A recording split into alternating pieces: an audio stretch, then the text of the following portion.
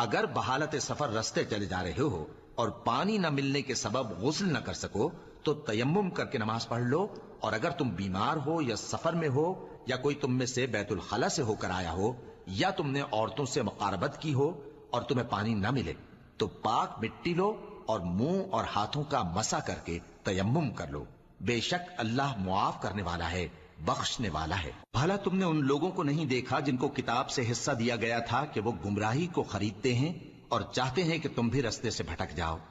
اور اللہ تمہارے دشمنوں سے خوب واقف ہے، اور اللہ ہی کافی کارساز ہے اور اللہ ہی کافی مددگار ہے۔ اور یہ جو یہودی ہیں ان میں کچھ لوگ ایسے بھی ہیں کہ کتاب اللہ کے کلمات کو ان کے مقامات سے ہٹا دیتی ہیں اور کہتے ہیں کہ ہم نے سن لیا اور نہیں مانا، اور کہتے ہیں سنو نہ سنوائے جاؤ، اور زبان کو مروڑ کر اور دین میں طعن کی راہ سے تم سے گفتگو کے وقت راعینہ